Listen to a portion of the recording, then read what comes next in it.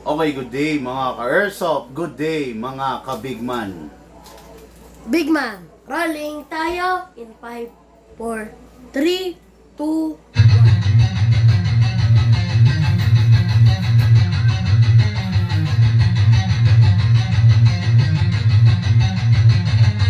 Magsatabi sa daan, huwag kang babangga. Papasok si Big Man, may dala na banta. Minsan siniraan, pero di pinansin. Toxic vibes, bro, di yan sa amin. Nagka-problema, bumangon pa rin. Laban lang kahit ilang saglit. Dito sa Big Man, solid ang galawan. Tunay na negosyo, hindi lang yabangan. Customer namin laging satisfied.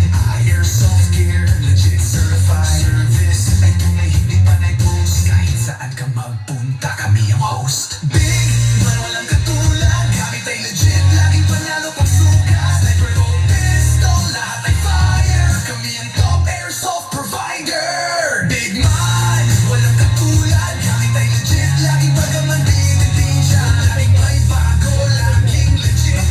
Big Man rules, wag kang bitter, kid. Big Man, walang katulad. Gamit ay legit, laging panalo pag sukat. Sniper o pistol, lahat ay fire. Kami yung top airsoft provider.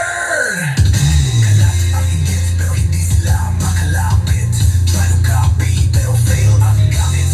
Boom, boom, pow, pag nagpaputok, parang Big Viper. Di na maripat, dog, kasi sila makalapit. Try to copy, pero fail ang gamit. Boom, boom, pow, pag nagpaputok, parang Big Viper. Di kami patok-tok. Customer happy, service tight. Walang scammer, we do it right. Lift your game up, don't be a joke. Big Man blazing, lahat ay woke. Big Man walang katulad, laging on point, parang sa baril ang lakad. Brush fire, deals tighter. Big Man airsoft sniper. Sa presyong tama, sa gamit na solid. Panalo ka palagi, di ka magiging biktima, kid. Big Man ang pangalan, tandaan mo palagi. Sa airsoft game, kami ang hari.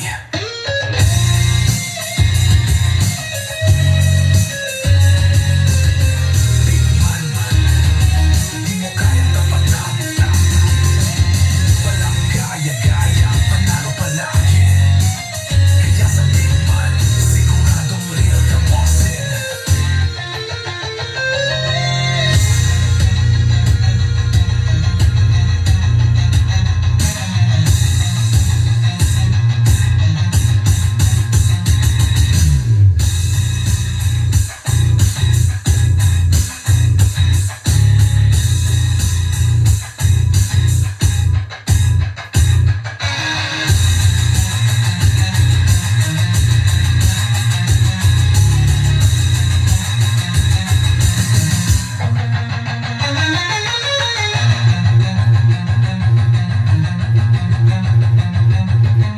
Big Man, mukha yung tapatan. Walang gaya-gaya, panalo palagi. Kaya sa Big Man, siguradong real ka, bossing.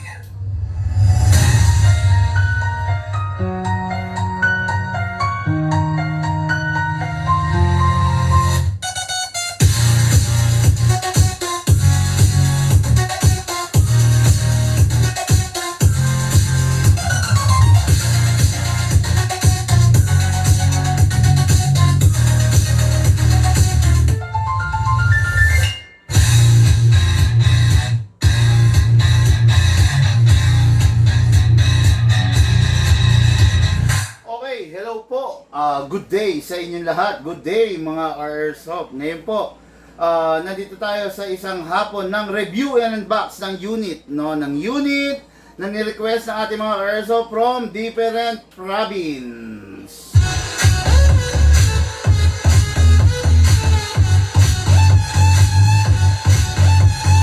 Okay mga airsoft, dalawang unit, dalawang rifle na makikita nyo, dalawa na naman ang sasaya ngayong araw ng Kapaskuhan.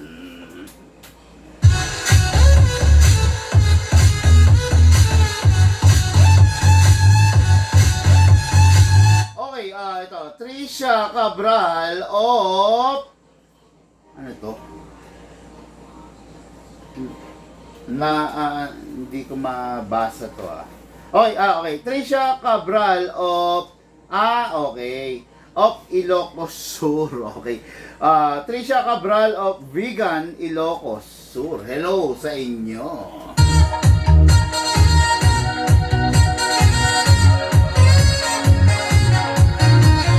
Okay po, ito po, unit anti-cares of Trisha Cabral Ilocos Sur, pangregalo sa kanyang anak na si Madam Patricia Cabral. Okay. I don't know kung Christmas gift to or birthday gift, pero gift daw to kasi kung di ako nagkakamali, parang ang birthday niya yata is 24. So December 24, Madam, napakaganda ng unit na ibibigay mo sa iyong anak, sana all, no? This is the M4A1 carbine by the Guayguay GNG Armament. Okay, high-end edition, very rare edition, napakaganda, no? Not the ordinary rifle na nakikita niyo nila-live natin sa araw-araw. Bihirang-bihira lang to mga cars, no? Katulad yan, pangregalo sa napakabuti sigurong anak, di ba? Napakabait na anak, no? Kung ano yung kayang gawin ng mga ordinaryong rifle natin, ganun din to. Walang pinagkaiba, okay? Kung kaya niyang i-upgrade, ganun din to, kaya ding i-upgrade. Kung kaya i-downgrade, ganun din. Parehas lang. Ang pinagkaiba lang talaga is the color, no? Masyadong matingkad, masyadong kumbaga pambabae talaga itsura, no? Okay, unit natin ka Airsoft. Trisha Cabral, ang umorder si Madam, ibibigay niya sa anak niya, si Patricia Cabral, yun, of Vegan Ilocos Sur. Tama, Ilocos Sur. Maraming salamat po. Okay, then next unit natin is unit natin kay Airsoft, Ethan Minerva of Daet, Camarines Norte. Okay, yun, Daet. So, isang taas ng Luzon, isang south.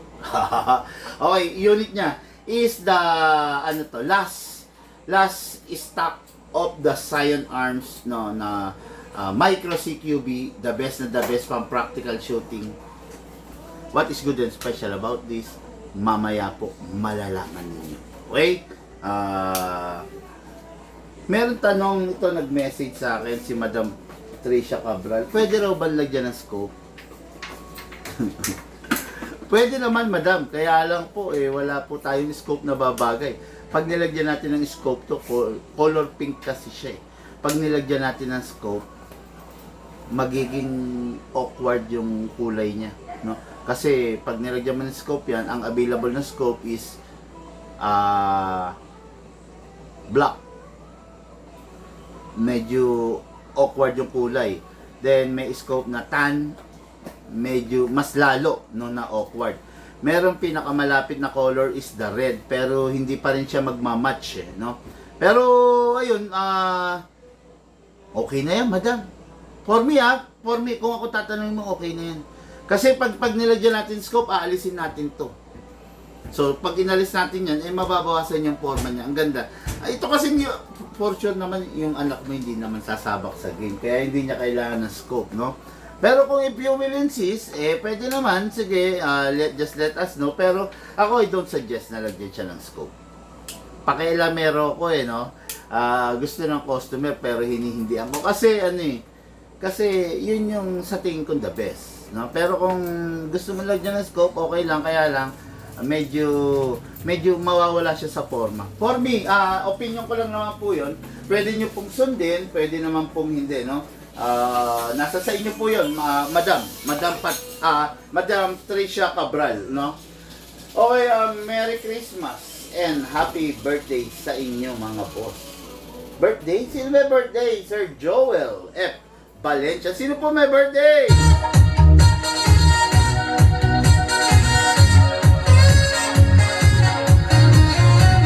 Simulan na natin. Unahin muna natin yung unit ni Sir Ethan Minerva of Daet, Camarines Norte. Okay, yung unit niya is the Micro CQB. Ang liit, di ba? Ang liit, ang iksi, no? The best na the best to mga ka-airsoft pang practical shooting. Itong unit na to, talagang masasabi kong perfect na perfect doon sa mga taong, paano ba sabihin to? Ang bisyo practical shooting. No? Ito kasi unit na to, maiksi siya. Sa totoo lang, sabihin ko lang yung totoo. No? Pag ang venue mo na nilalaruan is malaki, malawak, forest, jungle, rice field, etc., mabibitin to no? Pero kung practical shooting, the best na the best. Napakadaling i-maneuver niya, nakita nyo naman, no? O, di ba? Napakadaling i-maneuver niya, adjustable naman to. O, depende sa iyo, di ba? Kaya lang, ito ang dapat nalagyan ng scope, no? Ito ang bagay na lagyan ng scope kasi kung ipampa-practical shooting mo to, yung scope kasi napakalaking tulong sa iyo nun. Okay? Yan, kung ipampa-practical shooting mo to, napaka-the best, napakaganda. Yun nga lang, kung maglalaro ka sa malaking field, sa malaking venue, talaga naman na baka mabitin ka rito. Normal FPS nito, pag walang upgrade, is nasa 300, 320, 330. Pero dahil naka-upgrade na po ito, nasa 450 FPS na po ito. Okay? Hindi siya ganun kalakas kasi syempre mahina siya. Kaya lang naman siya hindi ganun kalakas kasi meron siyang tamang bagay, tamang paggagamitan. Okay? Solid siya. Full metal mula ulo hanggang baba. Upgraded na po. Naka 450 FPS na po ito. Normal na FPS nito is 300, 330 pero ngayon naka 450 na po siya. Okay? Ngayon itong unit na to is powered by a battery. Okay, this is the battery. Ano to? Ba't dala-dalawa to? Ha? Check mo nga. Check mo. Kung ano rito yung may problema. Check mo. Yan dyan. No? Ayan, powered by a LiPo battery. Ibig sabihin, LiPo battery, upgraded battery ang ibibigay natin sa ka-airsoft natin. Okay? Itong unit na to, tulad nga na sinasabi ko sa inyo, pang-practical shooting. Tingnan nyo yung magazine niya. Di ba? Yung magazine niya long magazine. Hindi katulad ng iba M4 magazine, pero ito long magazine. Tignan niyo yung pormahan, no? Oh. Di ba? Ang daling i-maneuver nito. Ito, mas okay ito. Yan, okay yan. Okay yan? Oo, yan. Yung isa nagbiblink, hindi.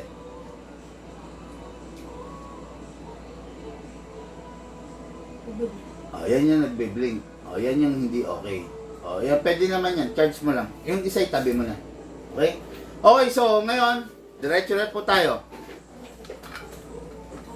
Meron siyang tinatawag na, itong unit na to, may tinatawag na long magazine. Okay? Ibibigay natin sa kanya is LiPo battery. Itong long magazine na to, tama. Itong long magazine na to is 150 rounds only ang laman.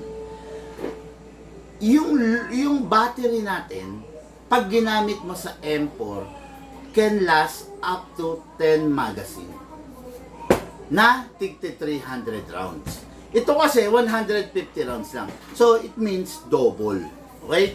Kung sa M4 magazine nakaka 10 rounds lang, 10 magazines lang.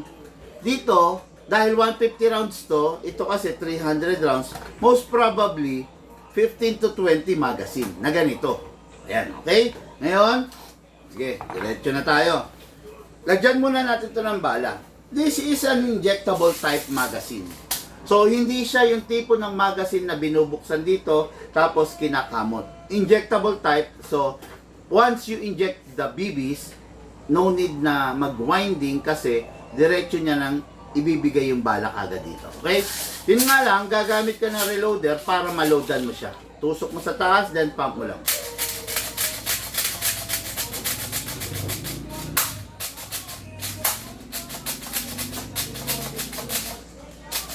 Parang nagbabara. Yun. Okay, hindi ko na gano'n pupunayin mga ka-airsoft. Ang dami lamang 150. Okay? Ngayon, this is the unit. Press to adjust. Ngayon, para maalis mo to dahil ilo-load natin yung battery, instead of pressing, hatakin to. Yun. Then, tapos, syempre, nasa na? Ito yung battery. ano, jeans. Okay. Ah. Okay, so ayan na. Kung wala tayong battery mga Airsoft, no? Okay, this is the battery. One full charge is equivalent to 20 magazine dahil 150 rounds lang to. Ang battery, bawal madrain. So, ibig sabihin, kung itong gamit mong battery, like poly, 20 rounds ay 20 magazine ang maximum mo. So, magbawas ka. Halimbawa, mga 15 magazine pa lang, pwedeng bunutin mo na, mag-charge ka na ulit. Okay? Then, bawal mag-init. Pag i-charge mo, make sure nasa labas, wag nasa loob. Kasi pag nasa loob, mag-iinit. Then, lastly, bawal ma-overcharge. Forget about that kasi magandang klaseng charger po yung binibigay namin. Yung binibigay namin na charger is light poly charger na balance charger. Kumbaga, nagka-cut off po siya kung sakali po na full charge na po. Okay? Pa-shoutout idol from Bakakay. Alfred Colantes. Hello po Sir Alfred Colantes. Shoutout sa iyo and to your family. Enjoy and keep safe. Bossing. Okay? Sir, paki-share po yung live video natin. Thank you ha. Thank you in advance. Jeff Gamotan. Ano to? Oh, parang nagtitrip to ha. Yan no? Anyway, battery po. Pasok natin sa tube. Then, i-plug po natin to. After that, dire-diretso. Secure all the wirings, mga Airsoft. Then, balik po natin yung buttstock. Siguraduhin nyo lang na walang may ipit na wire para hindi mag-grounded. Single fire. Rapid fire.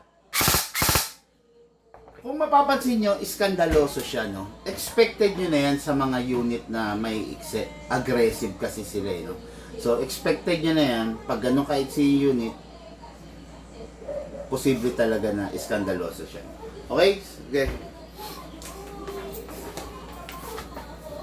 Sandali ah. Mga Airsoft pa, ang rifle nga pala hindi na kinakasa. Once you plug the battery and nilagay mo yung magazine, good to go na po siya. Okay? Mga Airsoft, this is the Scion Arms Micro CQB. Maiksi, maganda. Napakadaling i-maneuver. Pasok ang magazine. Ready to fire. Single fire. Rapid fire. Single fire. Rapid fire.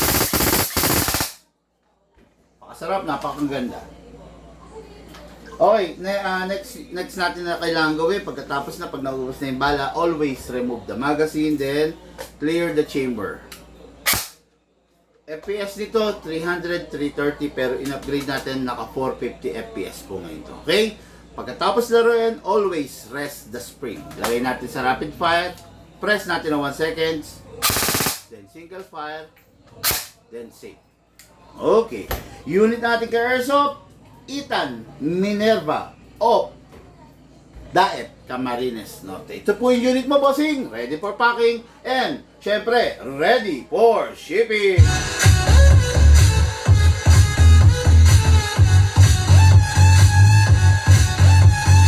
Okay, charge na to.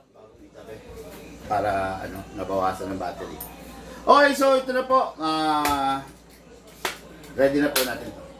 Okay, next unit natin. And for our main event, okay? Unit natin kay Airsoft, pang regalo. Hindi ko na-interview si Sir Ethan kung anong purpose ng unit. Kung para sa kanya ba o pang regalo. Si Sir Ethan kasi is manager sa isang call center, no? So, hindi ko alam kung ipang-regalo niya sa family niya, sa partner niya, no? Yun. Anyway, ito sigurado itong pangregalo sa birthday and sa Christmas ng ating butihing ina na si Madam Tricia Cabral doon sa anak niya na napakabuti, na napakabait, si Patricia Cabral. Okay? Unit is a rare version of a GNG. Makikita nyo, hindi naman ganito lagi nakikita nyo, di ba, na nila-live natin. Naka front fixed irons, fixed sight plus adjustable tong rear. Gustong palagyan ni Madam ng ano eh, ng scoop, pero sabi ko magiging awkward yung itsura, no? Pero okay na to, no?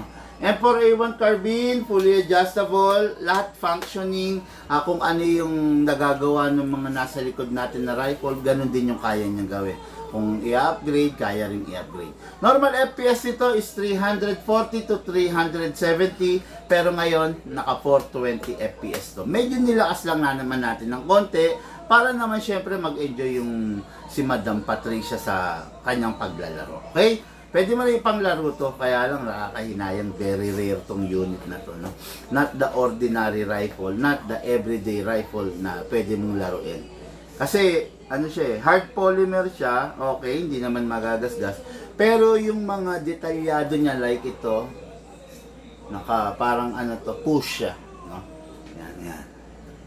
Powder coated dyan. So, once, pwedeng magasgas, no? Kaya ingat pa rin sa paggamit, kahit hard polymer siya, no? Pero, in fairness, hard polymer siya, pero ang bigat niya. Okay? Ang bigat-bigat niya! Kasi solid to eh. High-end edition to mga ka-airsoft. No, ngayon, pakita ko na sa inyo. Kompleto, may charging handle. Okay, kung saan mo i-calibrate pag nagpalakas ka, di ba? Yan. Tapos to, na-adjust. Depende sa'yo, di ba? Merong sight na na-adjust din. Merong single fire, may rapid fire. Kompleto siya. Lahat meron siya. Okay? Ngayon, to adjust, press. Para maalis natin, hatakin to. Yun. Okay? So, this is where you will plug the battery. Okay? So, pahinga ko. Battery. Battery, lipoly, upgraded na rin bibigay natin para hindi sumakit yung ulo ng ating Madam. Pasok natin, then plug. Learn how to manage po your battery ha, para po hindi sasakit ang ulo. Bawal malagla, bawal mag-init, bawal ma-drain, at bawal masaid. Okay? Kaya siguraduhin lang po natin na nasusunod natin yung mga bagay na yan, kasi pag hindi natin talaga nasunod yan, talagang masakit po sa ulo ang mangyayari, no? Kaya yun lang, siguraduhin lang natin, kasi ayaw naman natin sumakit ang ulo natin pare-parehas, di ba? Okay, balik ko lang. Okay, single fire, rapid fire. Okay. Ngayon, nakikita nyo yung magazine niya, napakaganda. Hindi ko muna magagamitin ito kasi ayaw ko magkaroon ng gas-gas. Gusto ko ang gagamit nito is yung mismong may-ari. Okay? Ayan. Ang ganda. Gamitin muna natin yung magazine natin. Okay? Magazine, buksan sa ibabaw. Tulad dito, nabubuksan din. Buhusan ng bala. 300 rounds maximum na pwede niyang ilagay. Ay, ilaman. No? Then, sara natin. Tapos, may gear sa ilalim, kamot. Okay, ayan na. Nalagay mo na, di ba? Ready na yan, no? Ngayon, kamot lang ng kamot hanggang sa maramdaman mong humigpit. Okay? Ngayon, pasok sa unit. Ay. Yun. Mga ka-airsoft, this is the G&G Ulit. Go. Mga ka-airsoft, this is the G&G Guay M4A1 carbine. Napakaganda po, napakalupit. Firing po tayo. Single fire. Rapid fire. Single fire. Rapid fire. Ganda ng unit ating ka-airsoft. Patricia Cabral of Vegan, Ilocos Sur. Okay. Every time matapos maglaro, always clear the magazine, release the magazine, then clear the chamber, then rest the spring. Lagay natin sa rapid fire, first mo 1 seconds, then single fire, then put it back to sit. Okay. Yan yung tama para sa mga unit. Oh, Lucas. Okay. Ayan yung tama para sa mga unit, para, ayan, dinidemo ko, everyday, pinapakita ko sa inyo, para syempre, matutunan po ninyo yung proper na paggamit. Kasi, bilang isang dealer, bilang isang seller, ayaw na ayaw ko po yung hanggat maaari ayaw kong masisiraan yung ka-airsoft, no? Ng unit, ayaw ko masisira yung unit nila, ayaw ko magkakaproblema, kaya po dinedemo ko araw-araw para po matutunan ng ating mga ka-airsoft yung proper at saka yung tamang paggamit dun sa unit. Atakan mo. Yan. Hindi yan. Yan na lang. Bakit yan pa? Alisin mo yung buttstock. Yan. Okay, no? Para po hindi sumakit yung ulo ninyo sa paggamit. Okay? Mga airsoft, lahat po tayo nagmula sa iba't ibang larangan. Pinagbuklod, pinag-isa ng iisang libangan. Yun po paglalaro ng airsoft. Siyempre po, hatid sa inyo ng inyong lingkod, Big Man. Thank you po.